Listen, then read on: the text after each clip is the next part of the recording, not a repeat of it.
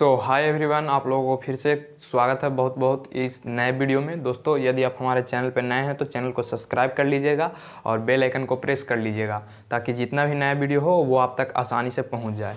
दोस्तों, आज हम लोग बहुत ही अच्छे प्रश्न देखने वाले हैं जो कि बोर्ड एग्जाम में 5 अंक में आपको पूछता है और ये केमिस्ट्री का बहुत महत्वपूर्ण क्वेश्चन है और हमारे दैनिक जीवन से भी रिलेटेड है। तो दोनों प्रकार से हम लोग समझेंगे, एक एग्जाम के दृष्टिकोण से और दैनिक जीवन के दृष्टिकोण से भी देखेंगे। तो चलिए वीडियो को स्टार्ट करते हैं। और ये आपका अम्ल क्षार से रिलेटेड है, चैप्टर से, ठीक है।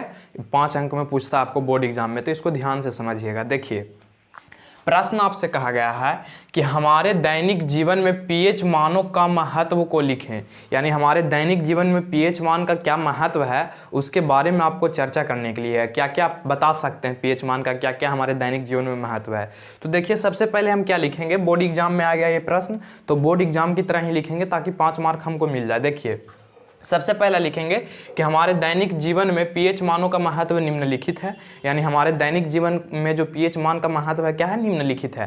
पहला पॉइंट पे आएंगे और पहला पॉइंट समझेंगे। देखिए, कहा है कि हमारे पाचन तंत्र में पीएच मान, ठीक है। हमारे पाचन तंत्र में पीएच मान का क्या महत्व है वो समझते हैं। जैसा कि आप लोगों को पता होगा कि हम लोग जो खाना खाते हैं वो कहाँ जाता है, तो छोटी आंत में जाकर के डाइजेस्ट होता है ना। आंत में जाकर के डाइजेस्ट होता है, ये आपको बात पता है। और आपको पता होगा कि हमारे पेट में एक हाइड्रोक्लोरिक अम्ल उत्पन्न होता है जिसके कारण से कोई भी खाना का क्या होता है, तो पाचन होता है। ये बात आप लोग जानते होंगे। तो सबसे पहले बात वही यहाँ पे कहा गया है कि हमारे पेट में हाइड्रोक्लोरिक अम्ल बनते हैं। बात सही है कि हमारे पेट में क्या बनता है, हाइड्रोक्लोरिक अम्ल बनता है, जिसको पीतरस भी बोलते हैं, जिससे भोजन का पाचन होता है। यानी कोई भी जब हम भोजन करते हैं तो हाइड्रोक्लोरिक अम्ल जो हमारे पेट में उत्पन्न होता है जिसके कारण से क्या होता है, तो पाचन होता है। इसका पीएच मान, इसका पीएच लगभग, मतलब इसका पीएच मान लगभग 1 के कायम रहता है, यानी लगभग 1 के बराबर रहता है। हमारे पेट में जो पीएच मान रहता है लगभग 1 के बराबर रहता है। इससे पेट का कोई नुकसान नहीं होता है, इससे कोई पेट का नुकसान नहीं होता है, ठीक है। पाचन मतलब पाचन में सहायक है, तो समझिए अच्छा है कि नहीं। ये अम्ल क्या है, तो पाचन में सहायक है। हम खाना खाते हैं किस लिए, कि उससे एनर्जी मिले और अच्छी तरीके से डाइजेस्ट हो जाए, इसीलिए तो खाना खाते हैं। तो ये डाइजेशन में क्या करता है कि मदद करता है। कौन करता है, तो हाइड्रोक्लोरिक अम्ल। इसका पीएच मान लगभग, हमारे पेट में जो पीएच मान रहता है लगभग कितना रहता है, तो 1 के बराबर रहता है। उसके बाद आइए, उसके बाद सेकंड पॉइंट में आएंगे और यहाँ पे देखेंगे दंतक्षय के कारण पीएच मान में परिवर्तन। देखिए, पीएच मान में परिवर्तन के कारण दंतक्षय होता है ना। पीएच मान में यदि कोई परिवर्तन होगा तो क्या होगा, दंतक्षय होगा, ठीक है। हमारे दांतों में, जैसा कि दांत ही देख रहे हैं दांत, तो इसमें यदि पीएच मान का परिवर्तन हुआ तो दंतक्षय के मतलब हुआ कि दांत हमारा गिरने लगेगा। जैसा कि आप लोगों को पता होगा कि बूढ़ा जब होते हैं तो दांत तो पूरा गिर जाता है, कुछ खाने लायक नहीं बचता है। तो उसी प्रकार से पीएच मान में जब परिवर्तन होता है तो दंतक्षय होने लगता है। अब दंतक्षय आप लोग मतलब एक क्या बोलते हैं, बच्चा जब मतलब हम छोटा रहते हैं तो लगभग 7 से 8 वर्ष तक हमको दांत है जो क्या होता है, टूटता है कि नहीं। आप लोगों को पता होगा, बढ़िया नहीं हो, हिलता हूँ रहता हकार के डोला देते हैं कि टूट जाओ, है कि नहीं।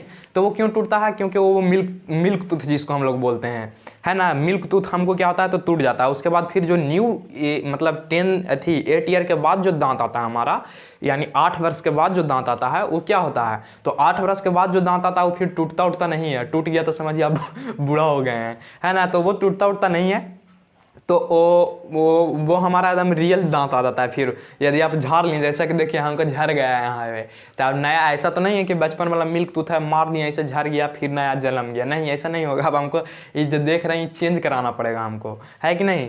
तो ध्यान दीजिएगा, वही कहा गया कि यदि पीएच मान में परिवर्तन होगा तो दंतक्षय होगा, यानी दांत टूटेगा, ठीक है। अब पीएच मान में परिवर्तन कैसे होगा, तो आपको पता होगा कि हम लोग चॉकलेट वगैरह या कोई खाना वगैरह खाते हैं, मीठा चीज़ से रिलेटेड, तो हमारा कानून सगरों बैठ जाता है। कोई भी खाना सिंपली आप खाते हैं तो देखते होंगे कि दांत में सगरों बैठ जाता है कि नहीं।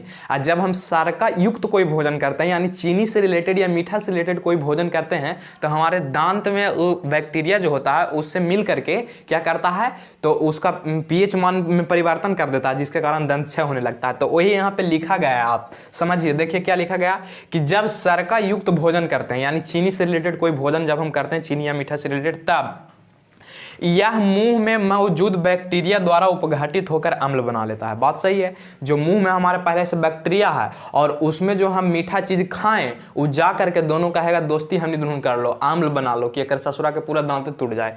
तो क्या करता है कि दोनों मिल करके क्या बना लेता है, तो दोनों मिल करके अम्ल बना लेता है, जिसके कारण से हमारे दांत देख रहे हैं क्या होने लगता है, टूटने लगता है। तो वही यहाँ पे कहा गया जब मुंह का pH मान 5.5 से कम हो जाता है तब दंत क्षय होने लगता है।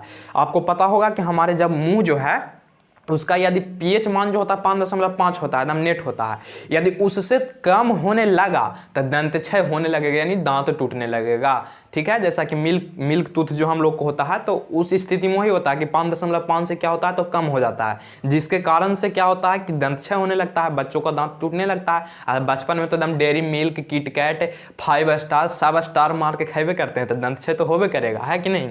ऐसे भी होता है, बड़ा में भी आप ऐसा नहीं है कि बड़ा हो गए हैं तो जाके डेयरी मिल्क में मुंह डाल दिए तो नहीं टूटेगा, टूटेगा। ठीक है, तो वही कहा गया है कि सरका युक्त भोजन, सरका युक्त कहने का मतलब चीनी से रिलेटेड कोई जब हम भोजन करते हैं तो मुंह में जो हमारा मौजूद बैक्टीरिया होता है उपघटित होकर के क्या बना लेता है, तो अम्ल बना लेता है। ये आपको ध्यान रखना है। उसके बाद जो मुंह का pH मान होता है 5.5 से कम हो जाता है, जिसके कारण दंत क्षय होने लगता है। ठीक है, उसके बाद आइए थर्ड पॉइंट में, आपको इसको में हम 5 पॉइंट लिखाएंगे। ठीक है, जैसा कि आप पहला पॉइंट पढ़े हमारे पाचन तंत्र में pH मान का क्या महत्व था।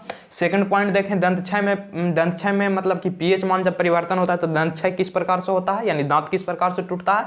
फिर हम देखेंगे मिट्टी, और फिर 2 चीज और देखेंगे, जलीय जीव पर प्रभाव उसका क्या पड़ता है और बर्तन पर इसका क्या प्रभाव पड़ता है, ये चीज हम देखेंगे। ठीक है, देखिए तो यहाँ पे हमको देखना है मिट्टी में pH मान। ठीक है, मिट्टी का pH मान क्या होता है, मतलब कैसे pH मान मिट्टी में काम करता है। ठीक है ना, तो देखिए मिट्टी का pH मान 7 के आसपास रहता है तो उसमें अधिकांश पौधा जो है सही से वृद्धि करता है। जैसे आप लोगों को पता होगा, मान लिया जाए कि कोई व्यक्ति शराब पीता है तो 1 गिलास पिया तो ठीक है, लगातार 5 गिलास पी लिया तो ओवरडोज हो गया, फिर पता नहीं चलेगा कि हम केरा भी रहे हैं, कहाँ उठ रहे हैं, कहाँ बैठ रहे हैं, केरा सामने कब बोल रहे हैं, ऐसा होता है। तो उसी प्रकार से मिट्टी में क्या होता है कि एरा 7 गिलास से यदि ज़्यादा इसको पिया दीजिएगा, 7 गिलास से ज़्यादा मिट्टी के पिया दीजिएगा, समझ रहे हैं ना, तो उसको में जो पेड़ पौधा उगेगा नहीं उगेगा, सही से वृद्धि नहीं करेगा।